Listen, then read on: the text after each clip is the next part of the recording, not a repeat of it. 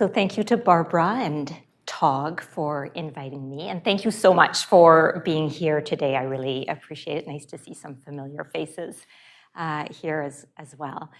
So the title of my presentation is Learning and Evaluating with the Peer Review of Teaching. Had I been more bold, I would have given this title, Complex and Complicated Process Called Peer Review of Teaching. And I say that because the peer review of teaching is really all about relationships. And we all know from being in relationships that relationships are complex and rarely straightforward and often messy. So as Russell said, I'm an educational developer at the UBC Center for Teaching, Learning and Technology. I've also done sessional teaching in the Faculty of Education. And those are my principal roles in higher education.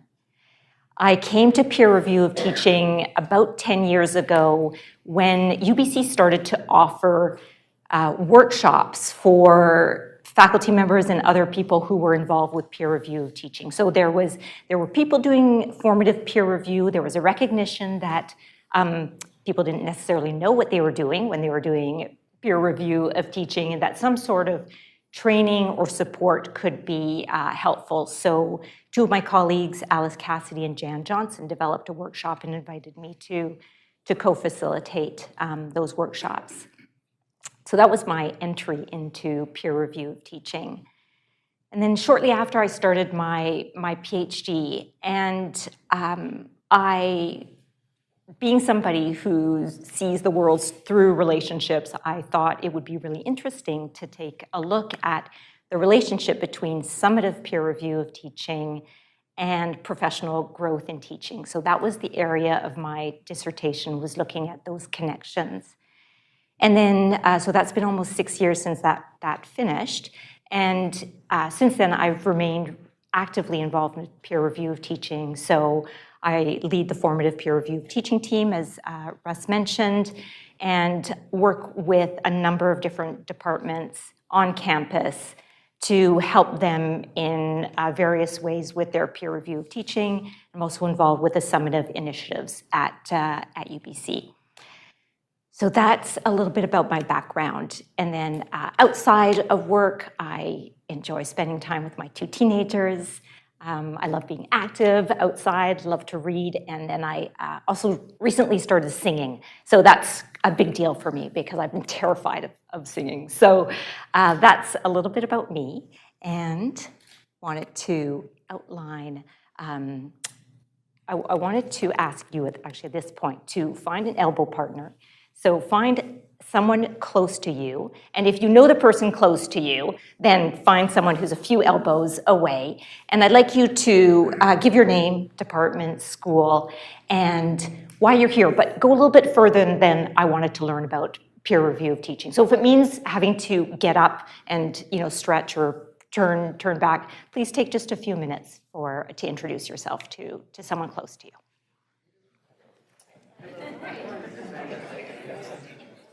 Thank you for doing that. I know that when I'm asked to do that, I usually dread it, but then get really into it. Since my premise is that peer review is about relationships, I wanted you to start to form relationships with other people here who have an interest in peer review of teaching. So, a quick outline of the session for today. So we'll start with introduction. I'm going to go into terminology a little bit, speak about the challenges with peer review of teaching, the benefits, outline a process for formative peer review of teaching. I'll have a dedicated time to questions and answers, but I do invite you to ask questions at any time, please. And Russ will probably take the mic to you, so because the session is being recorded. And then we'll close. There is a handout for this session, and it is at this website that Barbara mentioned at the beginning. And if you have devices and want to download that, because my PowerPoints are mainly images, but almost everything that I will review is on the handout, so don't worry about taking notes if that's something that's distracting for you. Any questions about that? Yeah, Barbara, do you want to repeat the site because I can't remember? sfu.ca/faculty-recognition. Okay, thank you.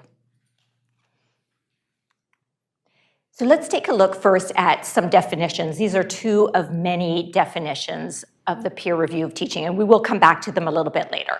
So academic colleagues giving and receiving feedback on their teaching. Process that involves an observer watching a colleague's teaching and providing feedback afterwards.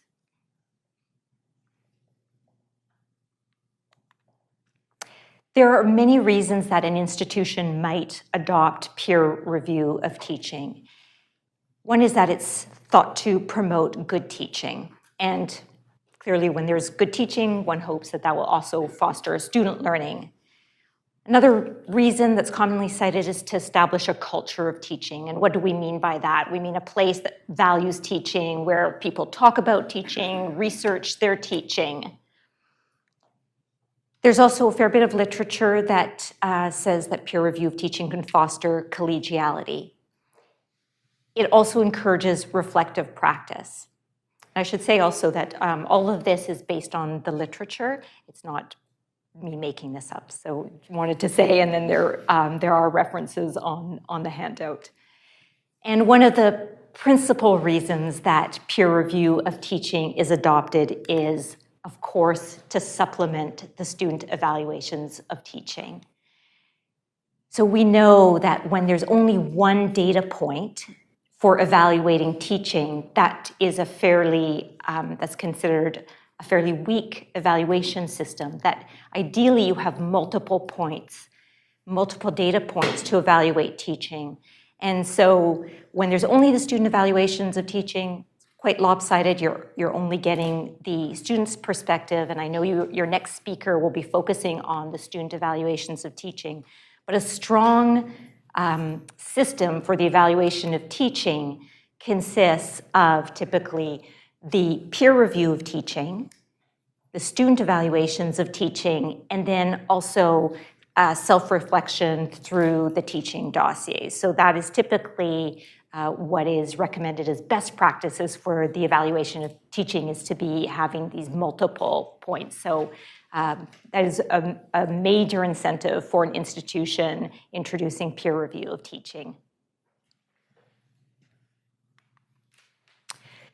In terms of terminology, there's two terms that are often used in the peer review of teaching, and it's thought of as a continuum. So there's formative on one side and summative on the other side. With formative, it's the goals, the purpose of formative peer review of teaching is really the instructor's growth. So it's focused around the instructor's goals for their growth.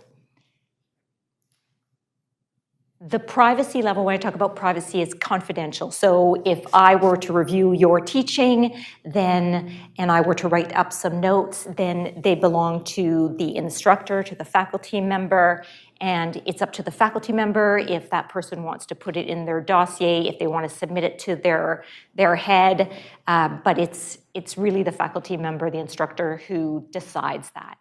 I should also say that I use the terms peer review of teaching and peer observation of teaching interchangeably. Some in the literature make a distinction, but for me, they're used interchangeably.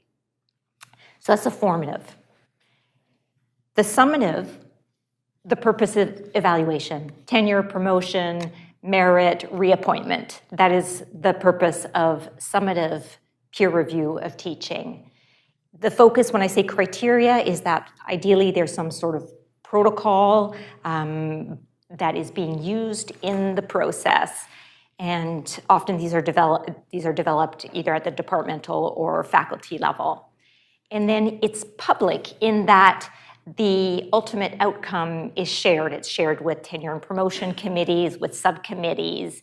It goes to the department head.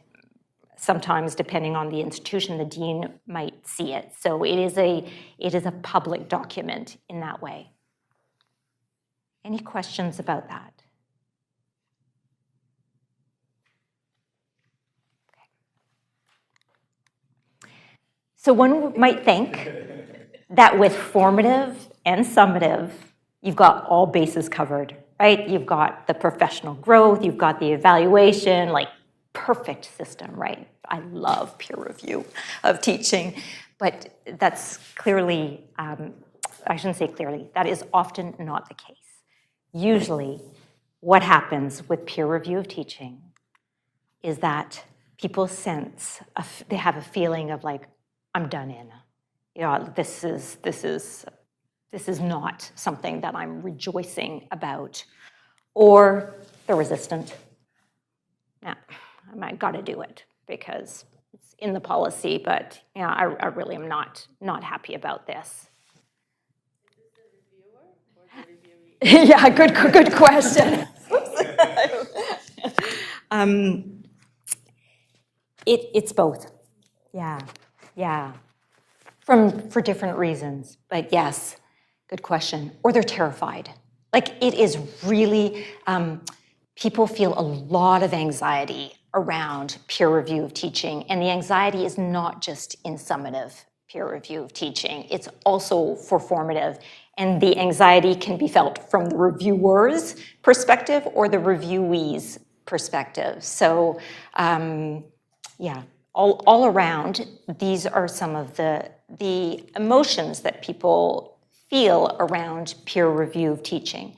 Now, let's take a look at this a little bit more. So I said we would come back to these definitions. So when you read this definition, what are some of the thoughts, feelings that come up for you?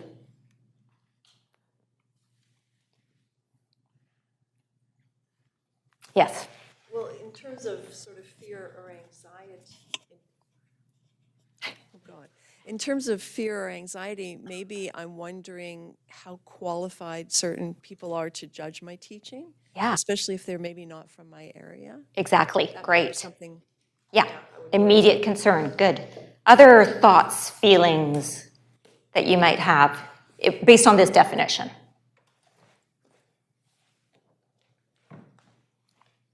You're going to get your exercise, Russ. Thank you. Who has time for this? Right. Yeah. Other.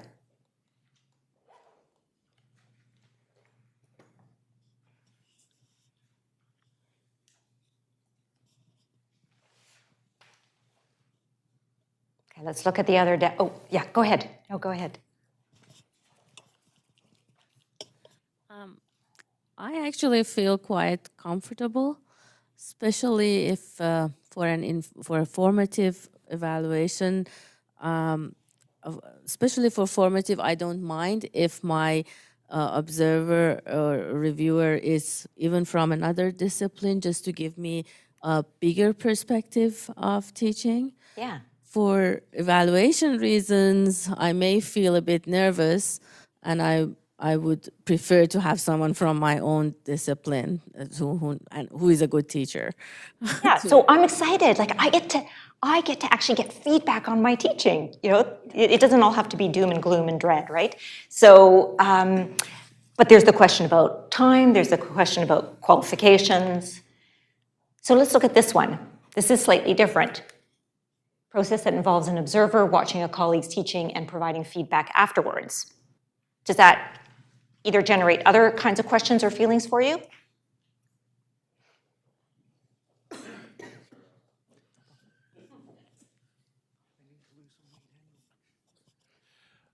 This definition looks more as though it is something that is done to you rather than with you. Right? So Definitely. The previous definition made it sound as though it might be something that colleagues do together, colleagues, plural. But the next one really looks as though this is something that is done to you. So it may not be reciprocal, right? You're going to observe my teaching, but I won't have the opportunity to observe yours. Exactly, yeah. This one has a really different tone. That's why I picked the two, because I felt like they did have very different tones and messages behind them. Thank you. Did you have a, yeah, thank you. I think both make me ask questions around what it means when you have students leading classes, when it's been the process of setting up a particular dynamic in the classroom, and how would it be possible for someone that comes in and observes on a given day in the middle of the semester what you have really constructed over the course of the previous weeks and setting it up, and then having the students that are taking the leadership role in that classroom. Yeah, thank you for that. And that's an important piece to peer review of teaching, is that often it's associated with classroom observation of teaching, but it can encompass review of so many different things. So it ideally would also encompass a conversation about the person's, curriculum design and choice of, why are they approaching their teaching, in which case, hopefully, if they walked into such a class, then it would make more sense. But yeah, thank you, that's great. So some of the challenges you've already brought up, some of the challenges and barriers to peer review of teaching. One is anxiety, the anxiety that it brings up in the people who will be reviewed, and also the reviewers, because if you are doing a summative peer review of teaching and you feel perhaps you don't necessarily know what you're doing, you're ill-equipped, you've just been thrown into it, perhaps maybe there's some conflict between you and that colleague. There's a lot of different reasons why you might be feeling, either person might be feeling anxious. Also training is that people, you might be identified to do a peer review of teaching for your colleague, and either you haven't done one for a long time or you've never done one before, and suddenly you're being thrown into this process with no support. It is resource intensive. Oh my gosh, it is resource intensive. The number of beautifully laid out policies that I have seen that are really, really difficult to actually implement. It's easier to put something on paper that looks good and much more difficult to actually implement it in the way that it was intended to. Pessimism, general pessimism around the process. And so if you are a leader who is wanting to implement a peer review of teaching process for your department, school, institution, that's a hurdle that you need to work with and work through. There's also the reward.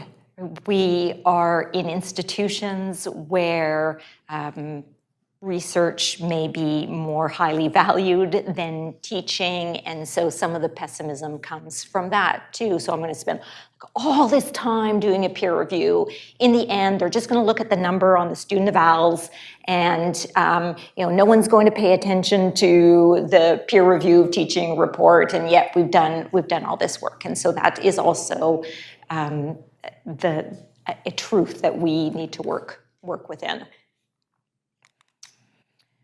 Other challenges are that often the peer review of teaching involves maybe going to one, possibly two classrooms. Hopefully it involves looking at the person's other documents, their assignments, and having a conversation around course design and all of the broader aspects of teaching. What does your supervision look like with your students? If you do labs, what is that about? So there is concern that if it is just an observation of one or two classes, that it really isn't representative of a person's overall teaching. this is something that the administration is imposing on us. So the term in the literature, the managerial university, that's a term that's often used, where there's quality assurance for the sake of administrative purposes, and then there's quality assurance for the purpose of ensuring that there's good teaching and good student learning that's going on. And sometimes people feel cynical that it's an administrative initiative, that perhaps the intention around good teaching is maybe lower down. And then back to the values. So what are the values in your institution, and where is the reward for good teaching? How is teaching rewarded in comparison to other aspects, service and teaching and research? How does that all fit together? So those are some of the major challenges around implementing peer review of teaching in an institution in post-secondary education.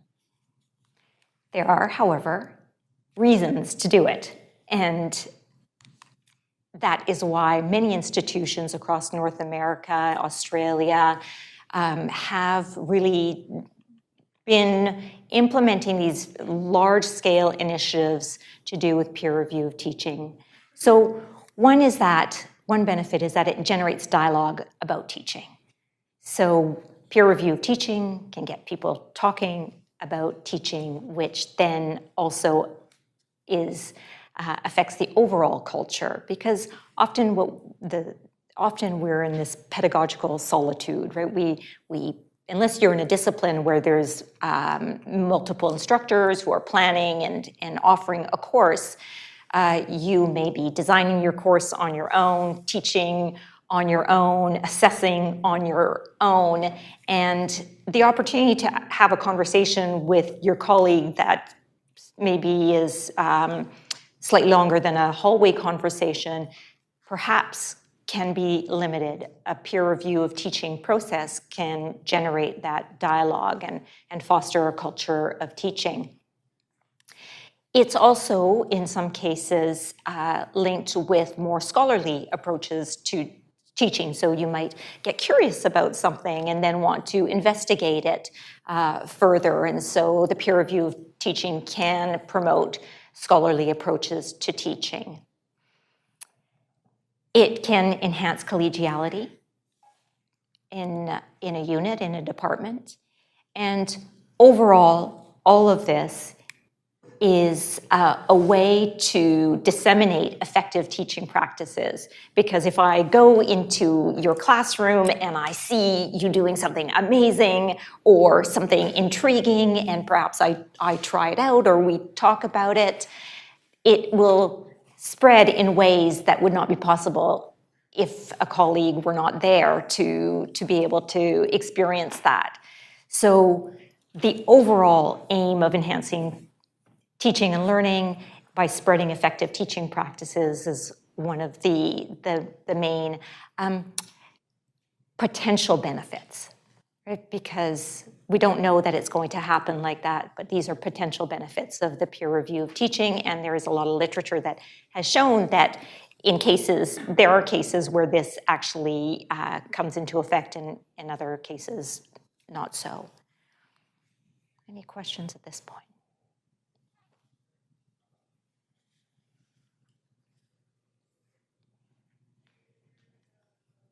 All right, so we're going to take a look at some models for the peer review of teaching. And I credit David Gosling, who in the early 2000s really started to do a lot of do research on peer review of teaching. And I think that he got us looking at this as an area really worthy of study. So the three different models that he presents, number one, the evaluative model. So that's more what we would call the summative peer review of teaching, where you have someone senior, an expert, or a senior faculty member who comes and observes somebody more junior. It's done for tenure, promotion, reappointment reasons. The developmental model is where the focus is on the instructor's growth. It might be someone, a consultant from the Teaching and Learning Center, or another person from within the department who comes to do a peer review of teaching. The focus is on the formative, the growth of the instructor. And then collaborative is more along the lines of what you were mentioning, where it could be reciprocal. I will go and observe your teaching, and you will come to my classroom, and we'll have an exchange, and that's the way it's set up right from the get-go. And there's a few different models for collaborative peer reviews of teaching. So we'll walk through the process and see what that looks like. But overall, it starts with the reviewer and the reviewee matching up. Then in a ideal process, there's what we call a pre-observation meeting, a pre-observation conversation where the faculty member, the instructors, and we'll take it as what I'll describe here is the developmental model. So the faculty member and either the educational consultant or the peer would meet. They would talk about the instructor's goals for the review and move from there. Then comes the observation of teaching, and the post-observation meeting would be the completion. We'll go through all of these in a little bit more detail and look at some of the considerations and concerns. And you're welcome to throw out some more. So reviewer and reviewee match up. There are so many questions that come like right from the get-go.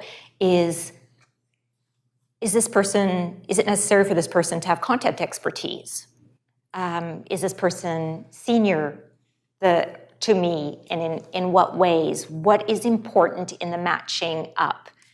Do I, as an instructor, have a say in who I get matched up with? There's so many different ways to go with it.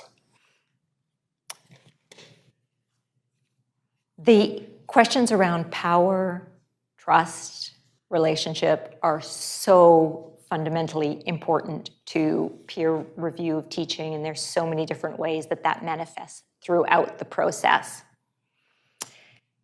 Approach to teaching. How do you think that might play into matching up people?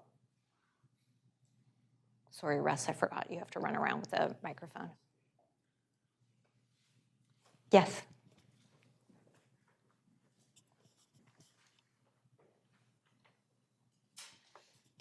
Well, you could get somebody who doesn't lecture and being observed by somebody who thinks that lecturing is the most important way to... Yeah, exactly. And so really being aware what our approach is and what our biases are.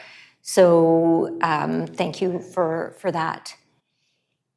So those are some of the considerations that are there, like right from the get-go. There are so many different things to take into account when matching people up. And sometimes it's two reviewers and one reviewee. It's not always one-on-one. So there are different ways to do that. In the next stage, the pre-observation meeting, often that is skipped altogether. It's so, oh my gosh, faculty member X needs a peer review of teaching, scramble, scramble, scramble to try and find someone who is free at that particular time. And then, the person enters into the classroom. Hopefully the faculty member has been alerted that they will have somebody come, but even that's not always the case. So ideally, there would be a conversation that happens before that, we'll call it a classroom observation, but the peer review can also happen online. We'll just keep it to a classroom just for the sake of simplicity. In a pre-observation meeting, in a developmental approach, the instructor's goals are at the center of the process. So what is it that the instructor wants to have feedback on? And as a reviewer, that would become the thing that you focus on. So if the instructor wants to know about their ability to, let's say, engage students through questions and answers, and you've observed 19 other things that instructor could potentially benefit from hearing, the focus would be on their goals, and it's important to keep that as the focus. Listening is clearly a really, really important piece of this. And what I've learned, certainly, is that as a reviewee, people often don't know what the process is. The department head has come, said, well, you need to be peer reviewed. They say okay because they don't really have a choice. And so as reviewers, educating people on the process, what is this supposed to look like, giving them some agency and letting them know, even things as basic as this is a confidential process. This is, here's what I'm going to do with the notes. This is what you can do. This is what this is going to look like. If you don't feel that I'm the right fit for you, I can help you find somebody else. Sometimes that's possible, and other times it's not. So there's a piece there where, as a reviewer, it's important to educate the instructor about what this is about. Power, trust, and relationships, you'll see that everywhere because I really feel that's so important. Anything else here that I haven't touched upon but that you're wondering about?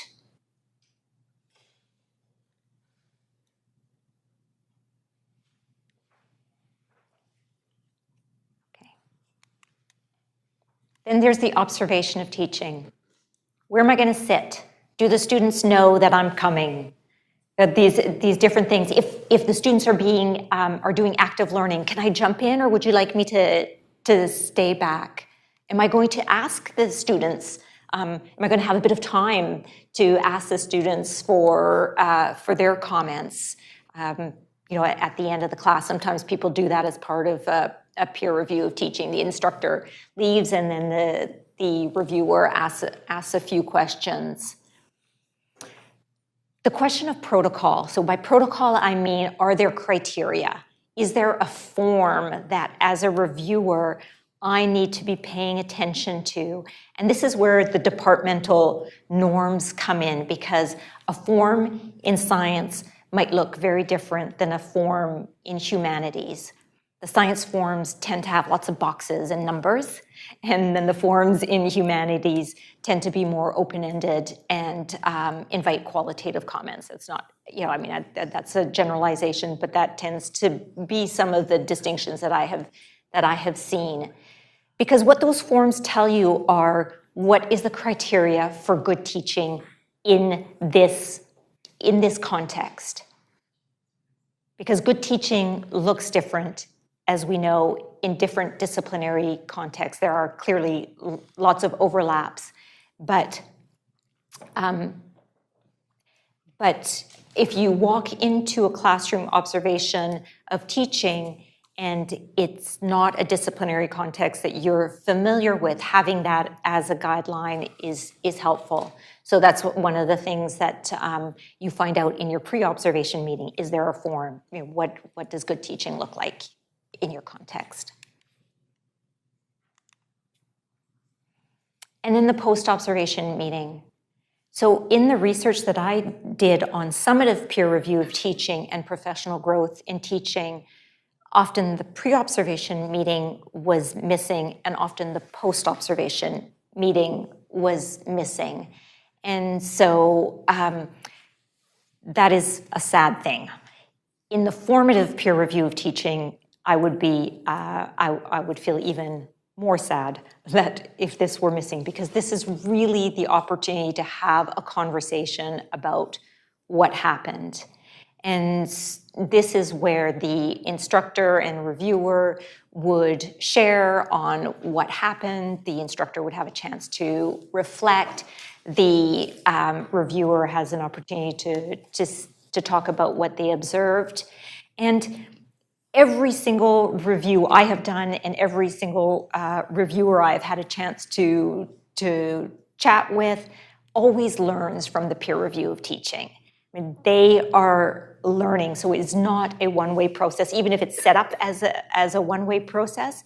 And when I do peer reviews, I thank the instructor, first of all, for inviting me, because I think, first of all, it's a big act of courage to invite someone into your classroom, and it's a gift for me. It's a real gift for me to be able to go to somebody's classroom and talk about their teaching. And so having an opportunity for you to share as a reviewer what you learned is a nice piece of a formative peer review of teaching process. And letting them know also what kind of support is available, because at least at UBC, there are people who've never interacted with the Teaching and Learning Center, and there are people who might end up with, in a consultation with me and say, I feel bad about taking up your time, and I'm thinking, like, that is what I am here for. I am here to support you in your growth. And so as a reviewer, letting people know what sources of support are available, because if you've provided somebody with feedback, I mean, the last thing you want to do is let them, dangle there and, good luck, right? That they know how they can then act on any suggestions that you've made is also a key piece. And throughout, right, the issues of power and trust and relationship are there. So yeah, going back to the instructor's goals in the post-observation meeting is important. Or recapping, because it may have been a few weeks since you met with that person, and they may forget also what their goals were initially.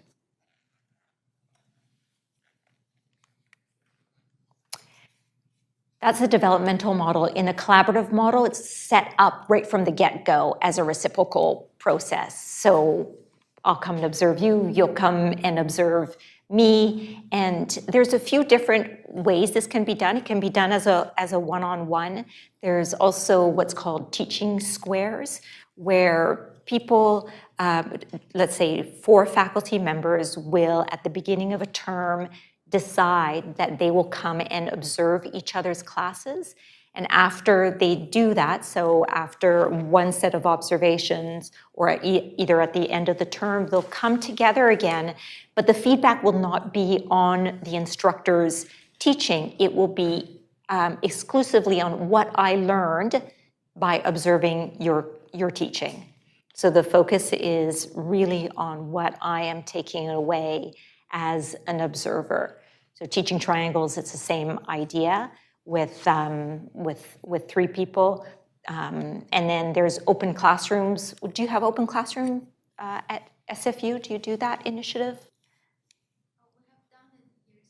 You did open classrooms a few years ago, yeah. And so because of the mic, I'll say what it is. Otherwise, I would invite you to say, but it's usually a time-limited period when instructors self-select, volunteer to open up their classrooms, and there's usually a schedule that's put out, and people are invited to come into the classroom and observe. And different institutions do it differently, but again, it's back to making this common property, communal property teaching, instead of having it as behind closed doors, as an isolated activity, opening it up. So thank you. So different ways to make it collaborative. So at this point, we are nearing the end, and what I would like you to do again is turn to a neighbor and just take maybe 2 minutes to talk about any questions that you have right now about peer review of teaching, and then I'll invite a few people to share their questions. So take 2 or so minutes, turn to a neighbor, and share what kind of questions you have at this stage. So we're going to take, I'm going to take questions now, and then I'll close just by 11:30, and the food is outside waiting, so we'll invite you to enjoy some food after. So I know you have questions because there wasn't silence the last 2 minutes. So please, I would love to hear some of your questions. So like a lot of people have said, there's limited resources to do this. So what does the research say is the variety of evaluation or formative assistance that has the biggest impact? Say more. Say more. What do you mean? Well, so, I mean, so we want to make our teaching better. Yeah. What features of evaluation, evaluation and formative assessment, what features result in, improvements in teaching that are measurable or that are, or that people can see?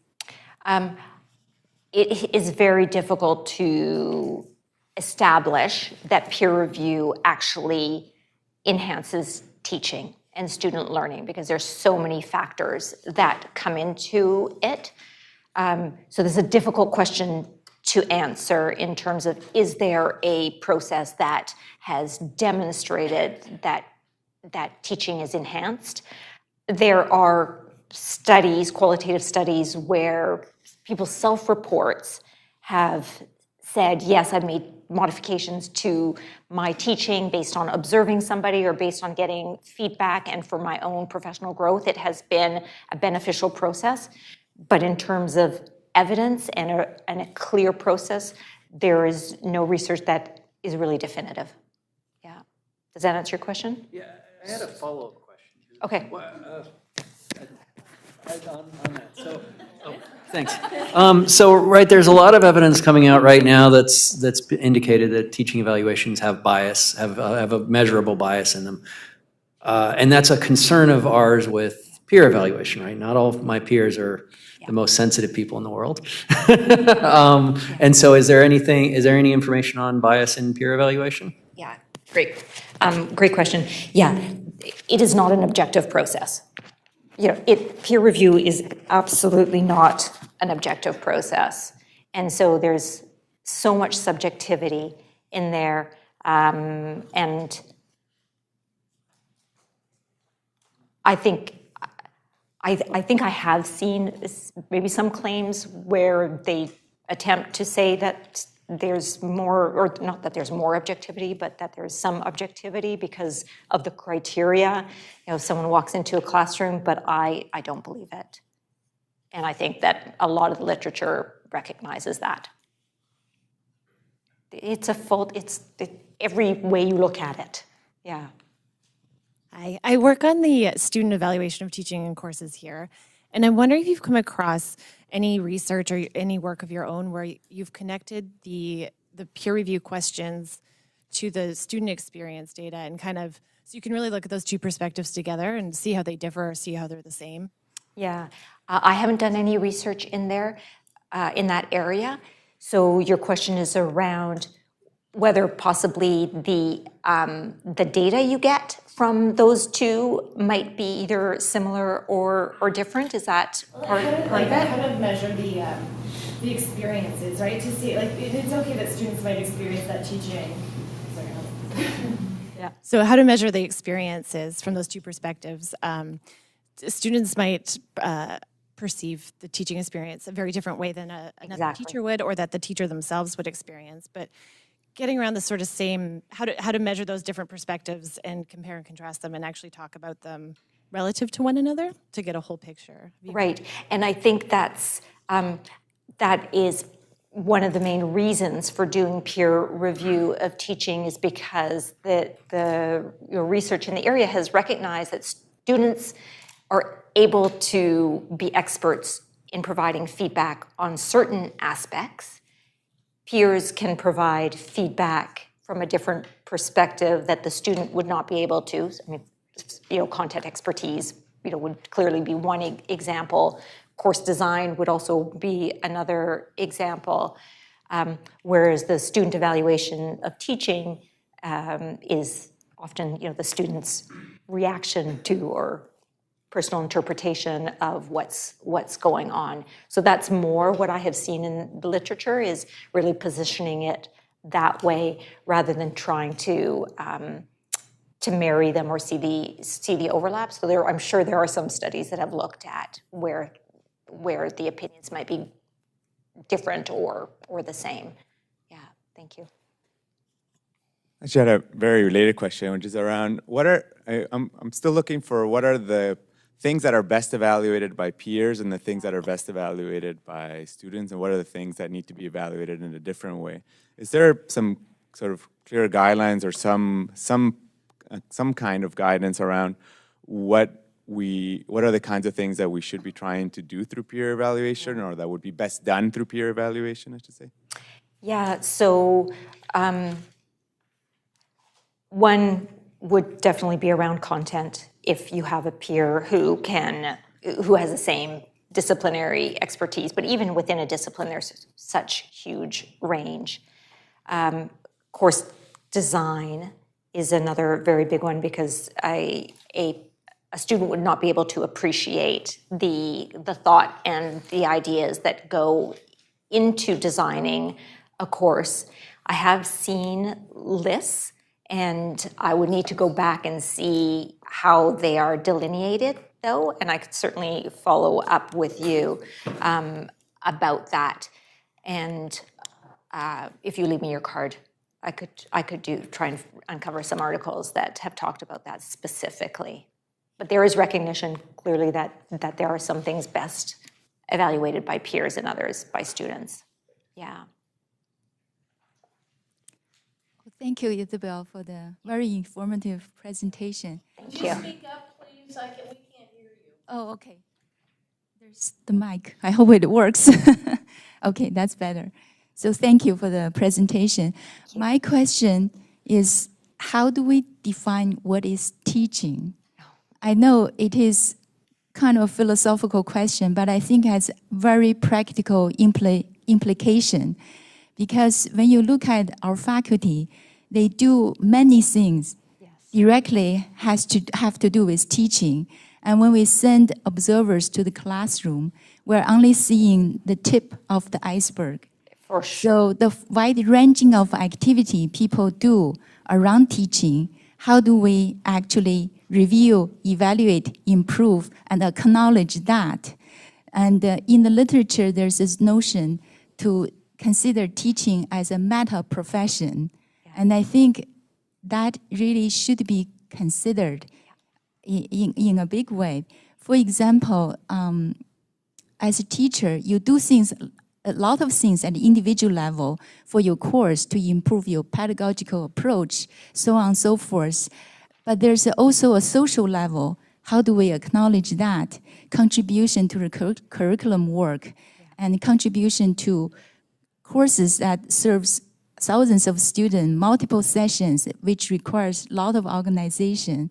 So I'm just putting this forward. You alluded to the importance of thinking what is teaching, and I think it is a serious matter. So how do we actually consider that, both at philosophical level and very practical level? Yeah, it's a great question. And this is where, because of the fact that peer review is so resource intensive, it often gets boiled down, not even boiled down. One needs to select a sliver of what is teaching in order to engage in the process. So I agree with you that teaching is huge. It encompasses so many different things, and then often it ends up being that it's just of one tiny little piece. And the reality is, and I mean, a peer review of teaching takes between 10 and 20 hours of someone's time to do, and so there is that real element of needing to decide, what is this review going to consist of? And if it's a formative process and you as a teacher you will need to pick something out of respect for your reviewers' time, because it would be unrealistic to ask someone, okay, I want, A to Z to be reviewed because they'll be at it for 2 years, right? Like, so that's, it ends up being a forced choice. And hopefully with a dossier and a peer review of teaching, the dossier allows for a little bit more elaboration, but even that is constrained. Okay, I know we're at time. I'm going to need to, I'm here for another 20 or so minutes. Very quickly, wanted to end by saying that a strong process recognizes that growth is at the center, that is very complex. It's very complex, that it needs to be respectful, that it has to make use of very strong communication skills and processes, and of course that relationships are at the center. And when those pieces are taken into account, then we can hope for a process that generates dialogue, fosters collegiality, and enhances teaching and student learning. With that, thank you very much.